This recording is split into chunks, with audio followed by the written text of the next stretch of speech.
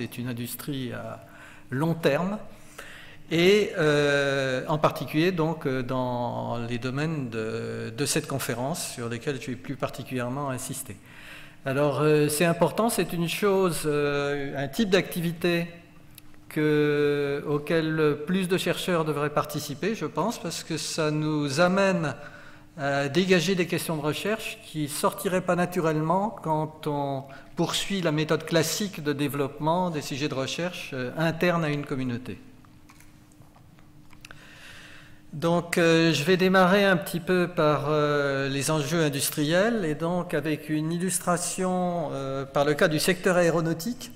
Bien des choses que je vais vous dire là, en fait, sont certainement valables pour le secteur automobile et pour d'autres grands automobiles et transports en général, et pour d'autres grands secteurs industriels également. Donc il y a en cours une évolution du business model, je ne sais pas trop comment on dit ça en français, hein, enfin vous comprenez ce que je veux dire, pour le secteur aéronautique. Alors, jusqu'à aujourd'hui ou récemment, le secteur aéronautique, c'était comme votre garagiste. On vendait des produits, c'est-à-dire qu'on vend des avions. En l'espèce, pour le groupe Safran, on vend des moteurs et des trains d'atterrissage. Cette vente se fait à perte, c'est-à-dire qu'on vend les moteurs 2 à 3 fois moins qu'ils ne coûtent à être conçus et fabriqués. Et par contre, on fait la marge sur les pièces d'échange. Donc, de ce point de vue-là, il y a quelque chose qui est important, c'est que le matériel ne soit pas trop fiable, de façon à ce qu'on fasse son beurre sur la maintenance. Hein, donc, ça, c'est en train de changer. C'est en train de changer parce que de plus en plus, au lieu de vendre des moteurs, ces motoristes vendent des heures de service de vol garantie. Donc ça change toute la vie. Hein. C'est-à-dire que maintenant, au lieu de faire vos bénéfices sur la qualité et les performances du moteur, vous faites autant vos bénéfices sur la qualité ou la performance du service de maintenance, du diagnostic qui va avec, ce qui est un métier complètement nouveau pour ces industriels-là. Hein, et ils peuvent complètement être sortis de la zone des bénéfices s'ils ne savent pas négocier ce virage. Donc c'est une chose qui va se passer dans les années en cours. Hein. Donc je commence pour vous montrer un peu ça par quelques communiqués de presse. Hein. Si vous avez accès, je ne sais pas si je vais sans doute laisser le PDF de mes slides, donc vous pouvez aller sur les liens là, qui sont là et lire ces communiqués. Donc j'ai juste souligné les éléments principaux. Hein. Vous voyez des acteurs importants, des compagnies aériennes, des avionneurs, Boeing, Airbus fait la même chose, développent des systèmes de health management, c'est-à-dire de surveillance de l'état de leur flotte, de façon à ce que ça soit non plus fait dans les hangars lors de séances de révision et au sol, mais en vol, en temps réel, avec, comme étant un des objectifs, la possibilité de préparer une intervention au sol lors de l'escale, en ayant diagnostiqué avant l'atterrissage. Hein. Donc ça, c'est quelque chose qui se développe à l'heure actuelle, c'est une sorte de nouveau métier. Vous pouvez voir également que ça s'accompagne du développement de modes d'intervention au niveau de la maintenance à travers des tablettes et des devices grand public. Hein. Donc ça change aussi la vie de ce secteur industriel, j'en parlerai après. Autre motivation pour évoluer, quelques accidents pour lesquels on a eu du mal à trouver les explications récemment. Et peut-être une nouvelle que certains d'entre vous ont eue. Alors je mets des réserves, hein, vous voyez, c'est-à-dire que ce n'est pas complètement clair que l'intéressé soit pas en partie mythomane, mais une partie de ce qu'il annonce a probablement été fait, c'est-à-dire en particulier l'accès à des données en vol dans le cockpit qui ne sont pas normalement accessibles depuis la cabine. Hein, donc ça veut dire que l'évolution actuelle des aéronefs avec une ouverture au monde de l'Internet pose des problèmes d'étanchéité pour les parties critiques des logiciels embarqués. Et par contre, il y a des doutes sur le fait qu'il ait réussi à prendre la main sur les commandes de vol. Mais l'accès aux données, c'est pas du tout exclu. Donc en résumé, besoin de tracer des données de vol pour la sécurité. Alors il y a évidemment des évolutions sur le concept de boîte noire qui se produiront, je pense, dans la décennie à venir. Hein. C'est des technologies qui évoluent lentement pour des raisons de certification. La certification est lente, mais ça se fera. Et pour la maintenance. Donc avec une réelle explosion des efforts industriels concernant les programmes de maintenance, diagnostic et pronostic, c'est le souci numéro 1 du groupe Safran à l'heure actuelle pour l'instant. Voilà, donc la conclusion. Alors, quelques petites vues, quelques planches qui viennent de chez Safran. Donc, la feuille de route de Stecma pour les moteurs futurs. Vous voyez, le moteur LEAP, c'est le moteur qui motorise la 320 Neo, hein, toutes les séries des nouveaux moteurs Neo qui permettent de diminuer la consommation, ça correspond au moteur LEAP. Il y a des évolutions du moteur LEAP qui sont en cours. Donc ce moteur est en train d'être sorti des usines et livré à l'heure actuelle. Et puis vous avez les technologies du futur dont on ne sait pas si elles seront encore utilisées, comme l'open rotor. Donc vous pouvez voir la liste des éléments qui seront soumis à surveillance en temps réel. Et je crois que c'est assez impressionnant avec une grande quantité de choses à surveiller sur des systèmes qui sont compliqués, gros et interconnectés entre eux. Hein. C'est ça le point qui est principal. Turbomeca dans le groupe, qui est donc le fournisseur de turbines d'hélicoptères, développe déjà un environnement et un outil pour les services de maintenance. Donc voilà, alors vous avez, c'est pareil, je vais gagner du temps, je ne vais pas vous commenter ça, mais pour... alors il y a deux types d'aspects de la maintenance qui sont intéressants pour un motoriste. Il y a le diagnostic pour la réparation des individus et également le suivi d'une population de moteurs pour savoir comment elle se comporte, si elle est statistiquement fiable, performance, ou s'il faut en modifier le design. Donc c'est deux activités de nature assez différentes en matière de besoins algorithmiques. Bon, première chose, c'est pas seulement du traitement du signal, tout ce que je vous raconte, hein, en fait c'est un panel de technologies qui est assez large. Il y a besoin de capteurs, il y a besoin de collecter les données, donc il y a des problèmes de réseau. Il y a besoin de stocker les données, vous allez voir c'est un peu compliqué. Il y a plein de problèmes de sécurité qui sont un peu inquiétants. Et puis par-dessus, il y a un peu de pays, donc, qui ne facilitent pas les choses, puisque les données de vol sont propriété par exemple des compagnies aériennes. Donc l'infrastructure complète se compose de ce qui est embarqué. Là, vous voyez un avion, vous voyez un moteur, vous voyez une pale, une aube, hein, l'espèce de truc à la forme bizarre en bas, c'est les aubes des derniers moteurs. Et vous avez des réseaux de capteurs, donc, qui sont des technologies qui sont en cours d'étude chez cette gamme industrielle pour considérablement augmenter le nombre de capteurs qui vont être embarqués à bord des avions et à bord des moteurs au-delà des périodes d'essai. Hein, ce qui va être nouveau, à l'heure actuelle, ils sont très parcimonieux en capteurs parce que chaque capteur de plus, c'est une certification en plus et c'est quelque chose qu'il faut surveiller. Donc, mais c'est une chose qui probablement évoluera.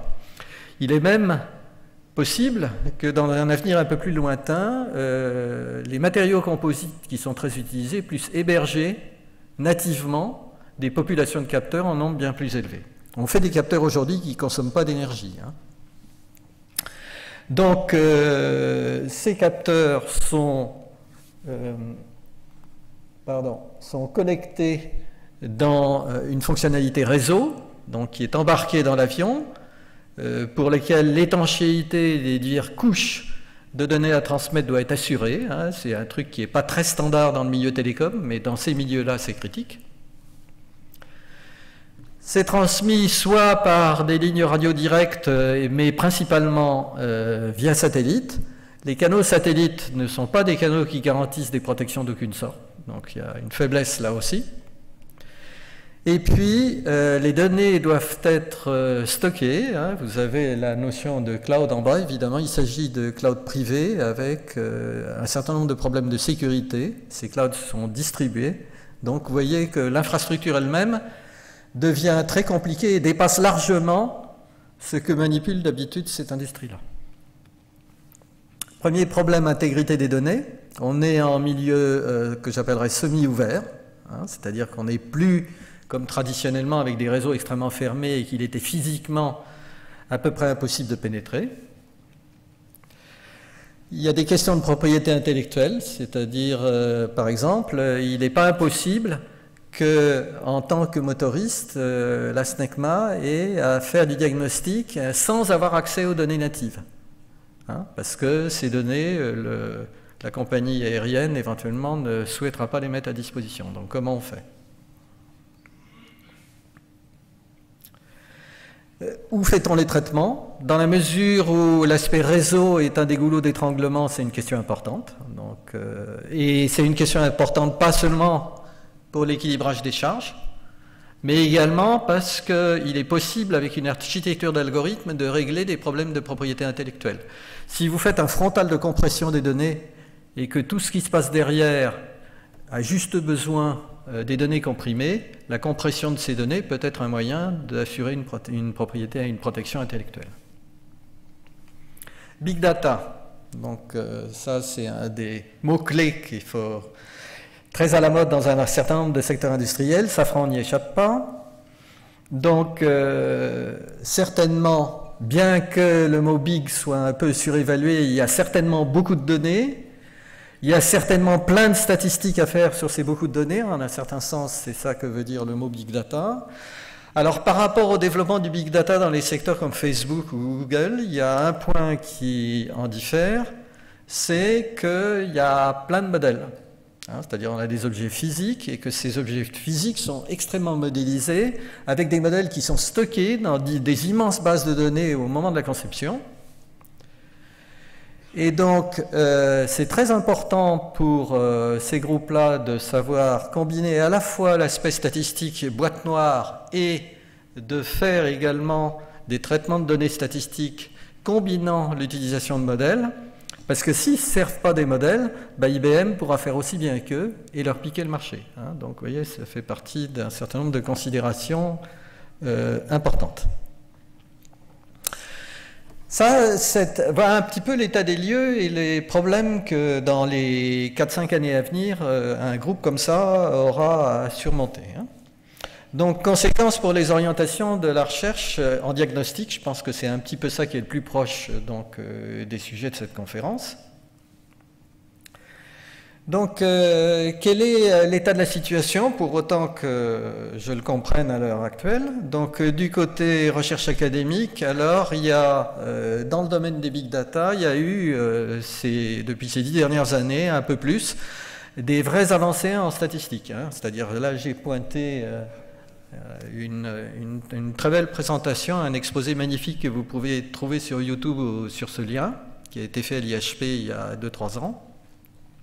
Donc qui vraiment change la nature des algorithmes qui sont utilisés dans les opérations statistiques de base en travaillant sur la SVD simplement et en la repensant pour les très très très grandes données où c'est l'accès aux données qui est pénalisé et non pas le calcul.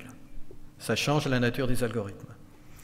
Donc ça, mis à part, la tradition dans la communauté en traitement du signal et en automatique, c'est de faire des algorithmes diagnostiques pour des petits systèmes qu'on appréhende bien, pour lesquels on comprend un petit peu la physique, ou alors on fait du diagnostic boîte noire ou semi-noire, grise, donc avec le développement d'une population d'indicateurs, mais tout ça en général s'adresse plutôt à des systèmes relativement locaux.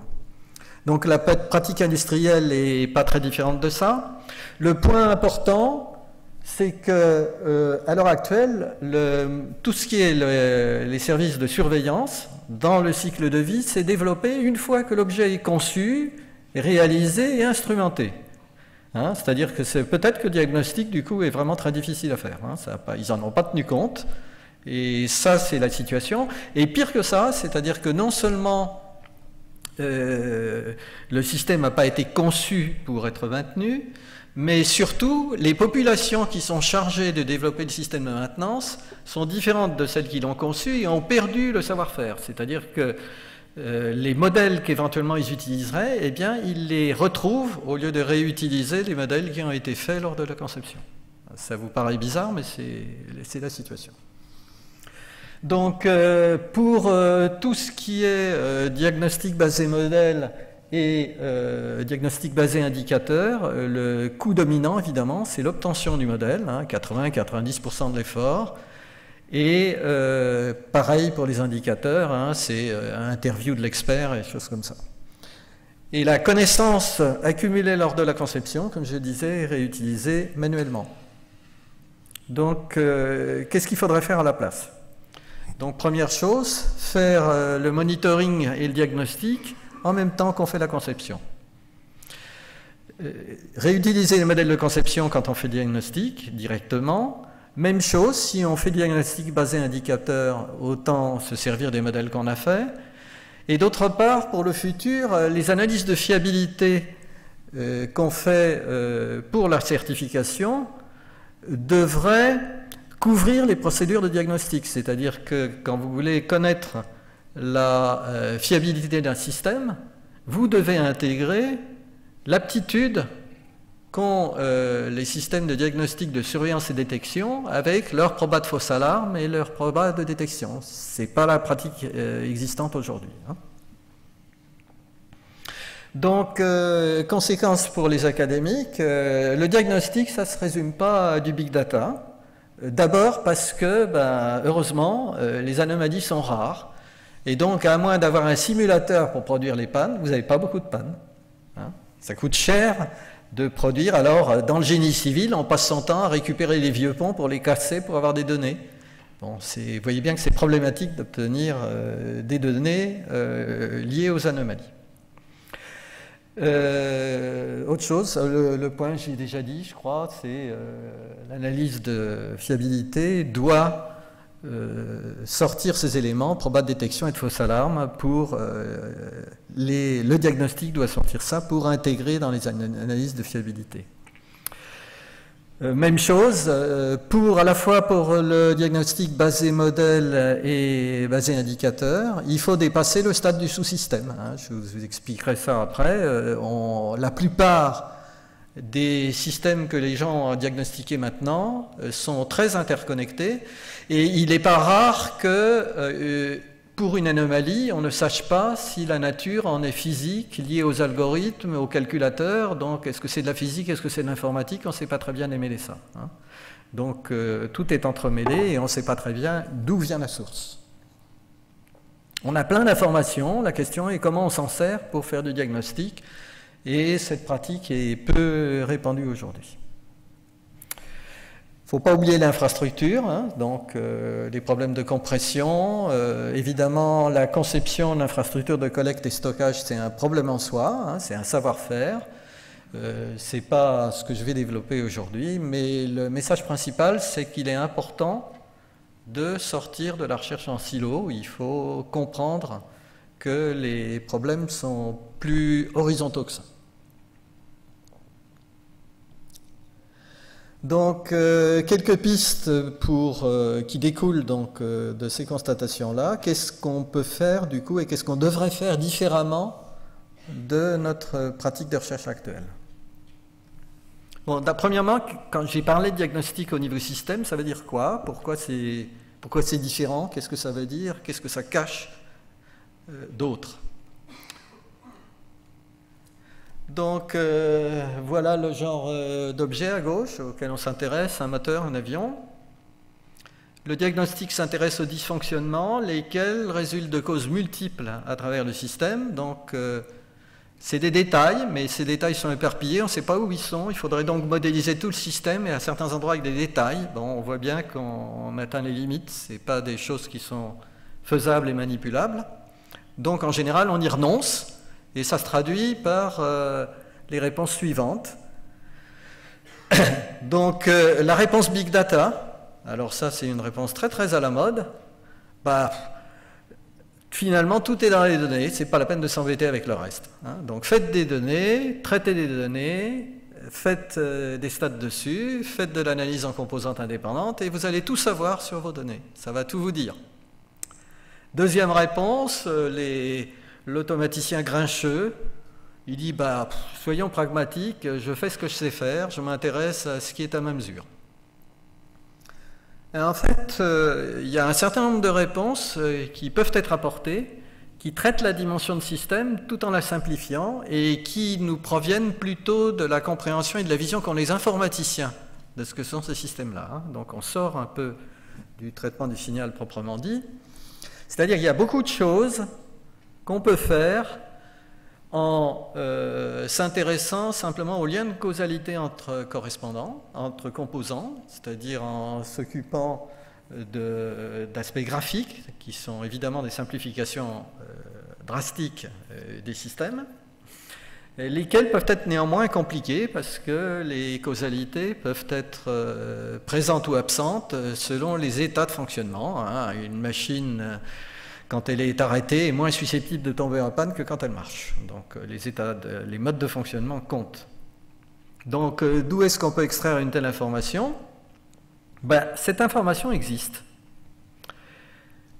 Donc elle existe à plein de niveaux lors de la conception des systèmes, et ça c'est une chose que, je dirais en général, les académiques, surtout dans cette communauté-ci, n'ont pas de raison de savoir. Donc il y a un travail qui est fait de toute façon. Le premier travail, c'est tout ce qui est l'administration, le stockage, des modèles, des nomenclatures, des données, des tests, des exigences, enfin toutes les façons de décrire à plusieurs niveaux de résolution ces systèmes très très compliqués que sont les avions, les moteurs avec toutes les facettes. Hein. Il y a des modèles de toutes sortes, il y a des choses qui ne sont même pas des modèles, il y a du logiciel décrit à des tas de façons et avec des tas de niveaux, et tout ça est stocké quelque part. Et en particulier, ces bases de données sont gérées de manière sophistiquée, en particulier pour comprendre qu'est-ce qu'on a à faire comme boulot si on en modifie un petit détail quelque part. Ça a des impacts partout et il faut être capable d'en tenir compte lors de la conception. Et comme cette conception est réalisée par des équipes différentes, voire par des sous-traitants, tout ce travail est extrêmement compliqué à réaliser.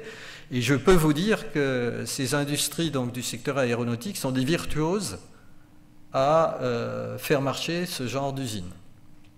Donc ça, c'est tout le haut que je vous montre là, qu'on appelle le PLM, hein, le Product Lifecycle Management System.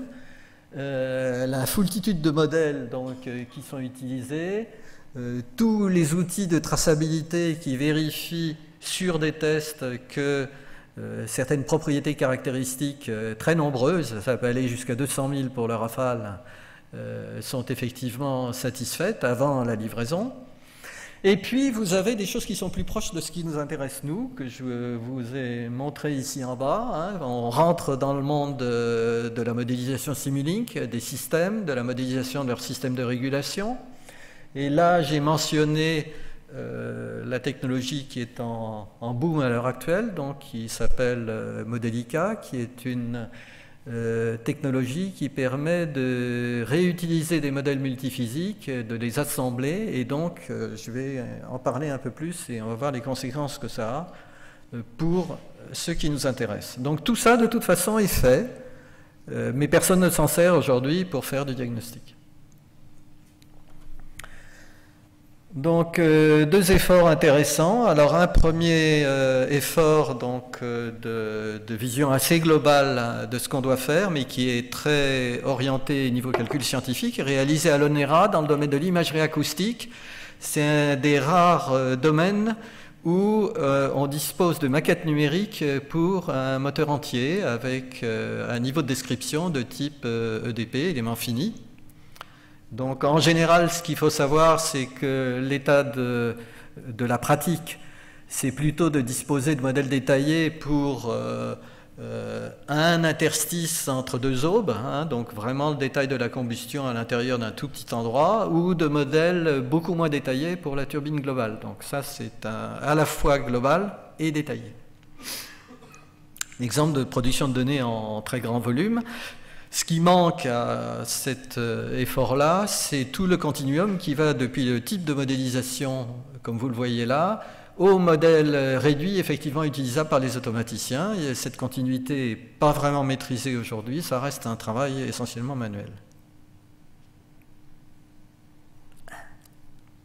Voilà. Deuxième leçon intéressante donc, de EDF, donc, un projet de surveillance du colmatage des générateurs de vapeur, donc, qui jusqu'à récemment ne pouvait être fait que lors des arrêts donc, des centrales nucléaires. Et donc EDF a eu un succès en mettant au point, en utilisant les mesures, quelque chose qui est un observateur, pour estimer l'état de colmatage et pouvoir faire du diagnostic de l'extérieur. Et donc le point important en fait, donc ça c'est très très bien, c'est un bon succès pour le travail du genre de communauté qu'on représente. Le point important, c'est le dernier, c'est quand ils ont voulu reproduire ce type de développement pour d'autres problèmes qu'ils avaient sur la centrale, eh bien ils sont tombés sur un os parce que dans la plupart des cas, les phénomènes qui souhaitent diagnostiquer sont tous off locaux et donc ont des effets d'interaction et d'interconnexion à un niveau global de la centrale nucléaire, et ça dépasse leur capacité de développement de techniques de diagnostic avec les technologies aujourd'hui qu'ils avaient sous la main. Donc ils n'ont pas pu reproduire tellement le succès qu'ils ont eu là, et ça vous manifeste le besoin d'être capable de passer à d'autres méthodes de conception de systèmes de diagnostic. Donc, comment est-ce qu'on peut faire conjointement la conception et le diagnostic à un niveau de système? Qu'est-ce qu'on peut avoir comme idée? Donc, j'ai pas de solution, hein, moi je suis plus chercheur dans ce domaine-là, mais vu de la partie plus informaticienne où je travaille aujourd'hui, il y a des pistes qui sont possibles et qui devraient être reprises par votre communauté. Premièrement, comment est-ce qu'on peut faire du diagnostic à un niveau très vaste, au niveau large, en utilisant ce qu'on appelle les analyses de fiabilité qui sont faites dans la conception. Deuxièmement, comment est-ce qu'on peut engendrer alors ce qu'on appelle les espaces de parité, je pense qu'il y en a certains de vous dans la salle qui doivent savoir ce que c'est, qui est l'équivalent pour la surveillance de systèmes physiques de ce qu'ont les codes correcteurs d'erreur, hein, c'est pour ça que ça porte le même nom, pour les canaux de transmission. Et puis le troisième point, je pense que je gagnerai du temps en n'en parlant pas. Donc celui-là est intéressant. Combien de temps il me reste ? Pardon ? D'accord, donc je peux terminer normalement. Donc, alors c'est une technique qu'on avait développée justement dans le fameux labo commun avec Alcatel, donc pour faire du diagnostic au niveau de la gestion de réseau. Donc c'est un grand système réparti. Donc voilà le plus grand exemple sur lequel ils ont travaillé. Vous voyez, c'est un réseau optique sous-marin. Donc la première maquette sur laquelle on travaillait, c'est la boucle optique de la région parisienne. Donc vous voyez les 4 sites qui sont montrés là. Hein, vous ne le voyez peut-être pas, hein, il y en a un à Aubervilliers, un à Montrouge, et moi j'arrive pas à lire non plus, donc je ne sais plus où sont les autres. Donc le réseau lui-même, la boucle optique, elle est là. Et le point qui est important dans ces systèmes-là, c'est que vous avez un effet distant sur la propagation des pannes, qui est typique de ce qui se passe dans ces grands systèmes. Hein. Vous avez un problème qui arrive, je pense, ici, qui est un problème de shutdown d'une diode laser, donc qui amène à couper la voie retour dans la fibre. Et vous avez ici manifesté la remontée dans les couches logicielles successives du protocole SONET qui était utilisé, de la mise en rade d'un certain nombre des services donc, dans l'opération du réseau. Et certains de ces effets propagés dans les couches logicielles interviennent sur des sites distants. Et tous ces événements-là sont collectés par des alarmes dans les journaux d'alarme. À l'époque où on travaillait là-dessus, le centre d'Aubervilliers en recevait 3000 chaque jour. Ils étaient soigneusement stockés, pas utilisés. Et quand il y avait un pépin, quelqu'un se plongeait dedans et essayait de comprendre ce qui se passait à la main. Donc, le problème, c'est d'arriver à retrouver ces petits là-dedans. Et donc, l'approche qui avait été développée, c'était de modéliser ces effets de propagation de panne par un réseau d'automates interconnectés. Donc, il y avait plusieurs centaines d'automates interconnectés dont il s'agissait d'analyser le comportement. Alors voilà ce que ça donne. Donc ça, c'était ce qu'on retournait à l'opérateur, hein. C'est-à-dire on savait bien plus, on calculait beaucoup plus de choses que l'opérateur ne voulait en voir. Mais enfin, c'est comme ça, c'est souvent la vie. Et donc, voilà un peu à quoi ça ressemble. On avait, là, vous voyez apparaître, c'est pas vraiment des automates, mais c'est décidé sous la forme de réseaux de Petri. C'est ce qu'on appelle une vision un peu où le parallélisme est explicite dans les automates interconnectés. Donc, les modèles qu'on utilisait correspondaient à un petit millier de ce type d'automates. Et le travail fait, c'est essentiellement du filtre de Kalman. Hein, pour ces modèles-là, c'est l'équivalent du filtre de Kalman. Au vu des observations, reconstruire les histoires possibles. Si on a des modèles probabilisés, le faire au max vraisemblance. Et comme c'est un système distribué, ben, il faut essayer d'avoir des algorithmes qui le sont aussi. Donc voilà le genre de travail. Alors il y a quelque chose qui va vous surprendre probablement. Je vous ai parlé de plusieurs milliers d'automates. Comment on fait ce modèle-là? D'où il sort? Et donc ça, c'est un peu l'émergence d'un type de sujet de recherche qui est spécifique aux problèmes système. Les systèmes, c'est tellement gros qu'il n'est plus possible de faire les modèles à la main. Hein, donc, c'est-à-dire le travail que vous faites quand vous faites du diagnostic en tant qu'universitaire, en réfléchissant sur la physique et en aboutissant à la main à écrire des équations qui conviennent, ça c'est juste plus envisageable quand on traite un gros système.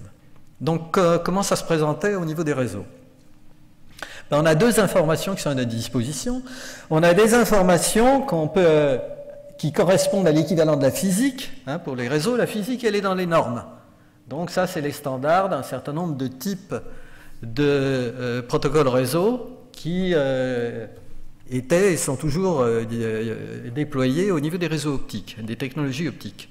Et puis, il y a l'équivalent des bases de données système, c'est-à-dire qu'il y a quelque part de stocké dans les MIB, ce qu'on appelle, donc l'architecture du logiciel d'opération du système qui est déployé à un moment donné. Donc c'est tout un tas de modules de fonctions logicielles qui activent et désactivent les divers services et les paramètres. Donc une fois qu'on dispose de ça, eh bien on peut faire un certain nombre de choses, c'est-à-dire qu'on fait à la main, donc ça veut dire qu'on a toujours un travail à faire à la main, mais que ce travail il est fait sur des petits nombres. C'est-à-dire que le type de comportement générique de classes, de modules logiciels qu'on obtient en étudiant ces standards était de l'ordre de quelques dizaines. Donc l'étude de ces standards a permis de dégager quelques dizaines, en fait, même moins que ça, de types de modèles de propagation de panne rencontrés dans les systèmes de gestion de réseau. Une fois qu'on a fait ce travail-là, eh bien, ça c'est du travail de génie logiciel, donc un travail d'informaticien. On fabrique une moulinette qui repère quelle instance de modèle de base, de prototype, est déployée comment et reliée à quelle autre instance, et qui vous tisse donc le réseau d'automates dont je vous ai parlé auparavant. Donc ça c'est produit automatiquement, hein. Donc le seul travail manuel, il est là. Tout ça c'est automatique, c'est du génie logiciel et on va même jusqu'à engendrer automatiquement l'algorithme de diagnostic et le déployer et le distribuer automatiquement. Donc ça c'est un type de recherche qui est non standard mais qui devient nécessaire de maîtriser quand on veut travailler sur du diagnostic à l'échelle globale d'un système. Donc pour ce qui nous occupe nous, ça c'est du domaine des télécoms, des réseaux. Est-ce qu'on a l'équivalent dans le secteur aéronautique que je vous ai présenté? L'équivalent donc des choses génériques, c'est tout le savoir-faire des analystes des fiabilistes, hein. Ils savent un peu le type de sources natives, comment elles se combinent pour se propager et ainsi de suite. Ça, c'est des choses qui sont connues.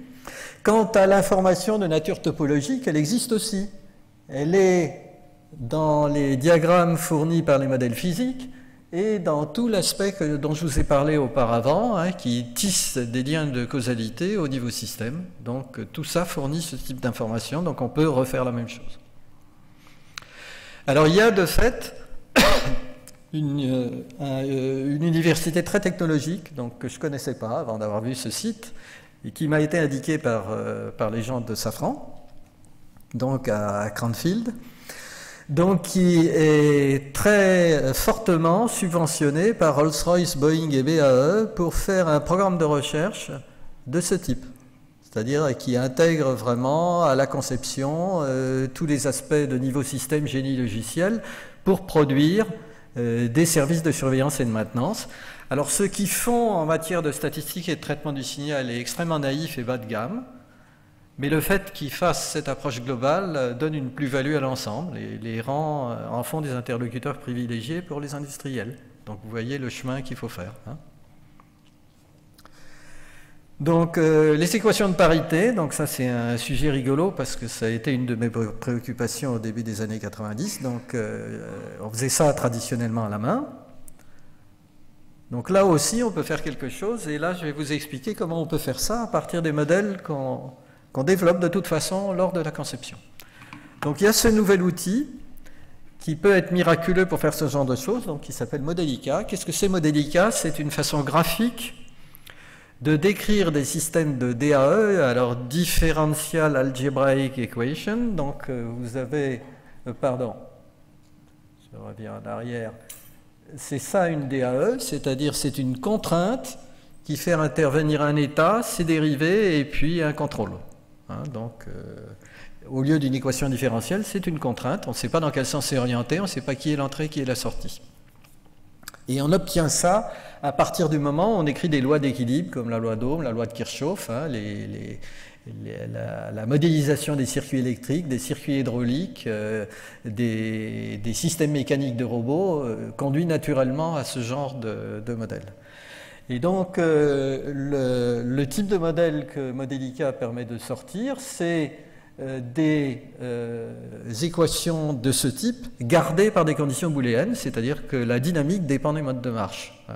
B, ça vous indique le mode de marche, et on sort d'un mode de marche quand on cesse de satisfaire à une condition particulière, donc changement de phase d'un système physique, et ainsi de suite. Donc voilà ce que c'est que Modelica. Alors ce qu'il faut savoir à son sujet, c'est que donc ça permet premièrement la construction de modèles physiques par assemblage, c'est une modélisation objet, hein, de systèmes physiques, ce que permet pas Simulink. Il faut faire plein de boulot à la main si on veut réutiliser des modèles, parce que la connexion de modèles d'état donne pas des modèles d'état, ça donne des modèles avec des contraintes, hein, sauf s'il faut retravailler dessus. Donc, du coup, en retour, on n'a rien sans peine. Donc, la compilation est beaucoup plus complexe que celle de Simulink. Il y a des notions d'index que peut-être vous ne connaissez pas. Il y a des questions de contraintes latentes, c'est-à-dire quand vous écrivez un système de contraintes sur des systèmes dynamiques, il y a d'autres contraintes que vous ne voyez pas, mais qui sont induites implicitement par celles que vous avez écrites. Et la phase préliminaire de compilation cherche à faire apparaître ces contraintes cachées, donc c'est ce qu'on appelle la réduction d'index. Et donc c'est important comme travail de préparation avant de donner la main au solveur. Donc ça requiert des analyses de causalité sophistiquées. On retombe de nouveau à un endroit où on a besoin de faire ce genre d'analyse pour préparer le travail des solveurs. Et l'idée, c'est, puisqu'on le fait, pourquoi on ne s'en servirait pas pour faire du diagnostic et tirer des équations de parité? Voilà un espèce de petit exemple. Donc ça, c'est le système de freinage Westinghouse, un vieux truc très traditionnel pour un vieux train de marchandises canadien ou américain. Il a beaucoup de wagons. Et donc ça se présente comme ça. Vous avez un peu une modélisation à la Modelica de ce que ça représente. Donc les capacitances ici sont des réservoirs à air comprimé. Et puis ici, vous avez le piston qui délivre le freinage. En fonctionnement normal, le système est ouvert en maintenant la pression à l'entrée du circuit. Et quand vous lâchez la pression, le système freine. Hein, c'est un truc qui est bien connu. Et l'intérêt, évidemment, c'est ce qu'on appelle un système fail-stop. C'est-à-dire, s'il tombe en panne, le train s'arrête et il ne fait rien d'autre. C'est sûr qu'il peut freiner. Et donc... question, c'est évidemment, ça peut tomber en panne et en particulier le piston, il peut être sujet à des fuites qui sont modélisées par cette résistance-là, qui normalement devrait être infinie, mais qui peut devenir finie.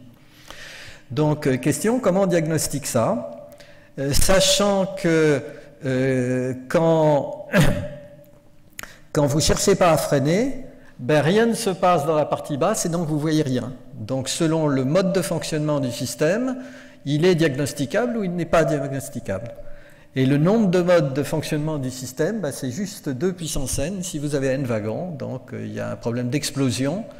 Et aujourd'hui, personne ne sait faire vraiment un système de surveillance qui soit fondé modèle et un peu intelligent pour ce type de situation.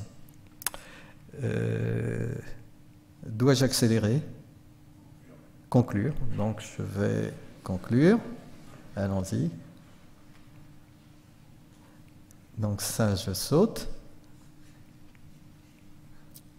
Donc voilà, j'arrive au bout. En fait, je vous ai passé l'information principale.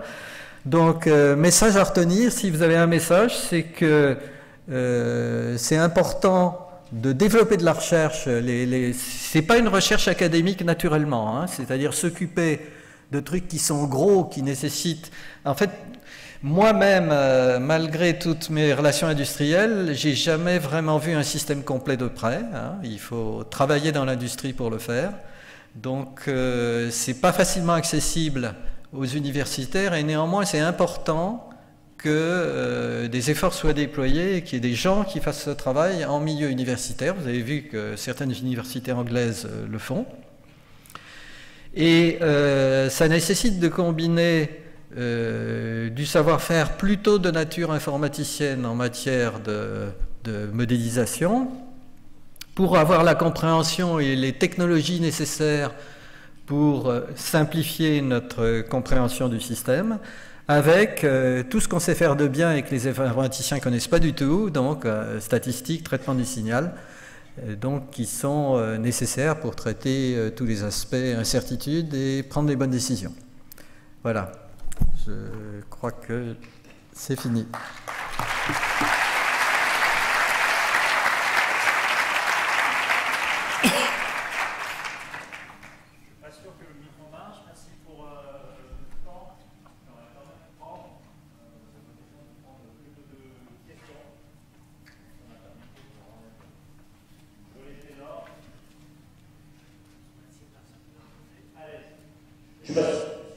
Ah oui, Mohamed, bien sûr. Oui, bonjour. Dans le dernier slide que tu as montré, il y a quand même un domaine qui utilise beaucoup de serpents pour diagnostiquer mon image, que tu as quand même oublié. Est-ce que c'est un dessin que tu l'as fait ou c'était l'oubli? Tout à fait dans le dernier slide, quand tu parlais de traitement de signal, tu n'as pas parlé de traitement d'image, alors que dans les premières images que tu as montrées des ordres de réacteurs.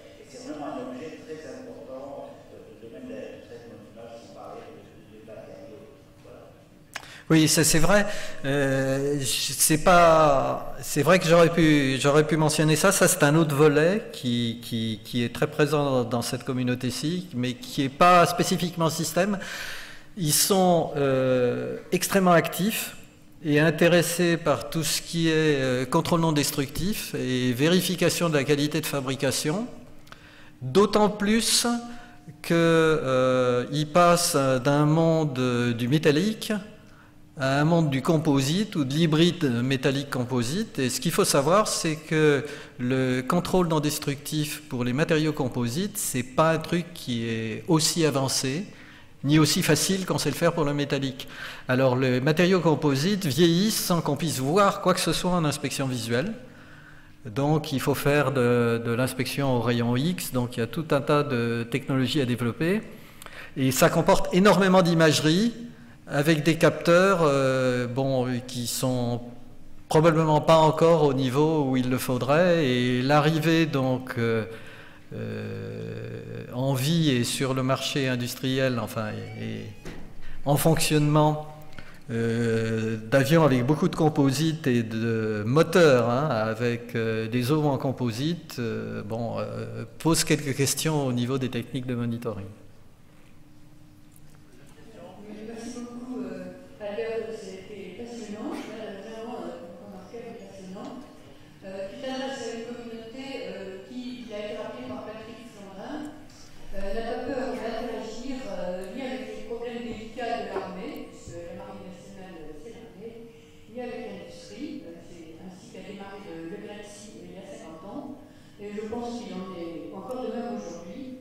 Au niveau de la communauté académique.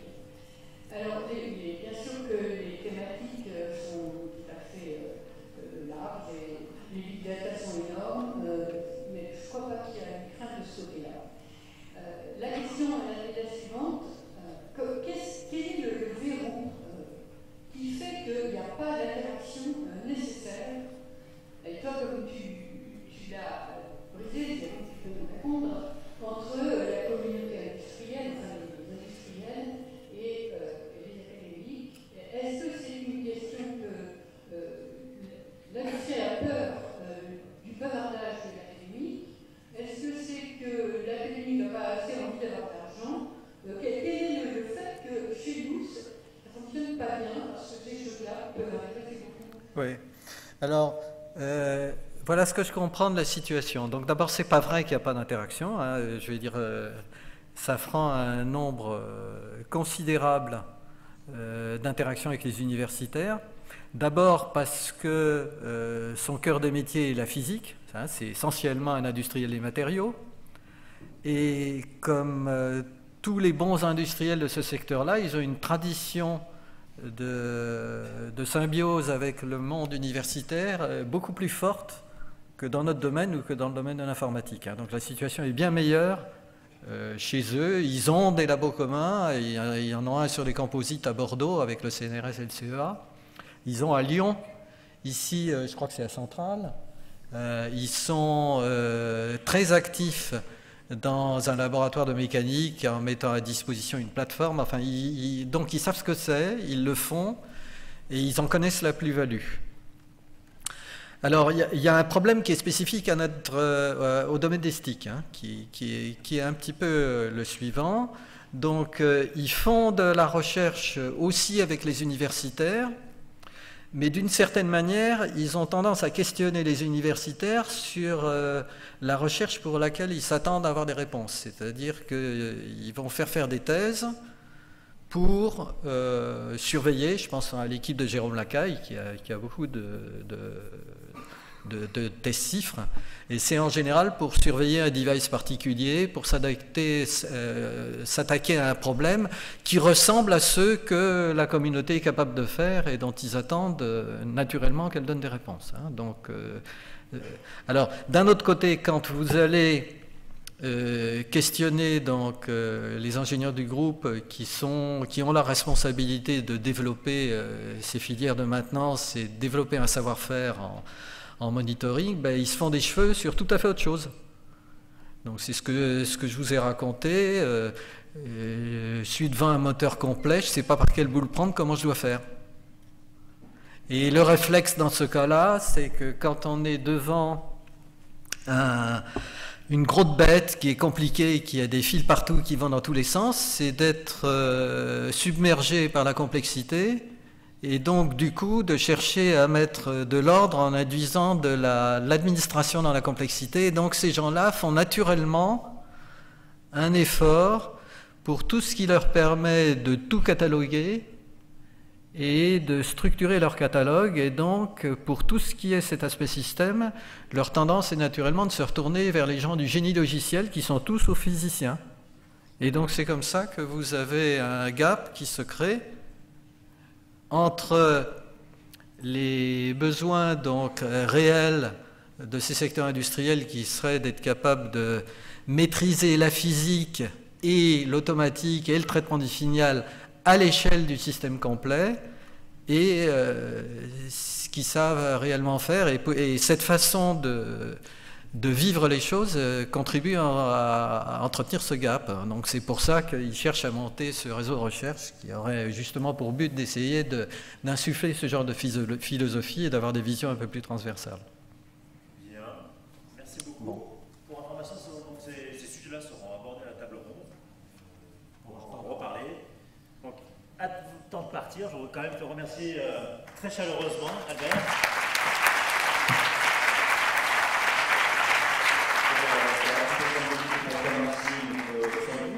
Nous sommes heureux